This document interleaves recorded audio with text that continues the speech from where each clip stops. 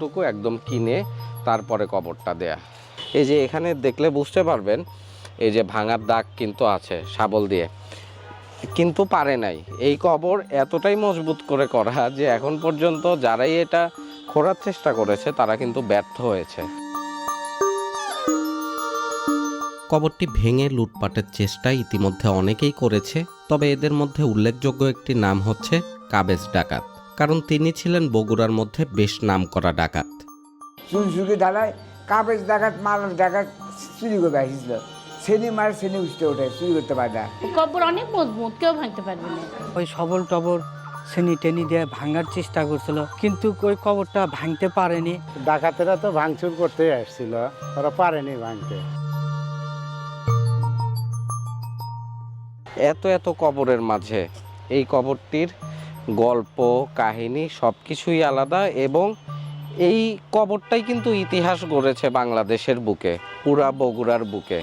সেটা হচ্ছে এই কবরে এখনও স্টিল সোনা দানা, স্বর্ণ অলংকার, অনেক কিছু, টাকা পয়সা অনেক কিছু এই কবরে এখনও আছে। একটি কবর, একটি প্রেমের গল্প, আর অসংখ্য প্রশ্ন। রূপজান বিবির এই কবর আজও দাঁড়িয়ে আছে ভালোবাসা, কৌতূহল আর রহস্যের প্রতীক হয়ে। হয়তো সত্যটা আমরা কখনোই জানব না, তবে গল্প বেঁচে থাকবে প্রজন্ম থেকে প্রজন্ম ধরে।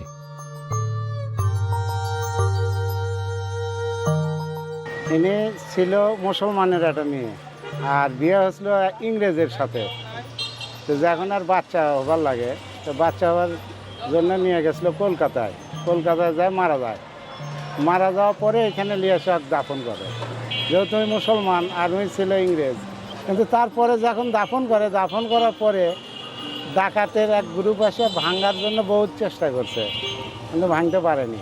হ্যাঁ, কাবেজ ডাক্তার, কাবেজ, হ্যাঁ, চুনসুরকি। এইবারে তো যে কাজ করার টাইমে অনেক সাইড করতে যা খুলবে লাগে, খোলাই যায়নি, লাস্টে ওইভাবেই কাজ করে করা হয়েছে। ওই হাতুর হাম্বল, সেই টাইমে তো আর অন্য কোনো ছিল না।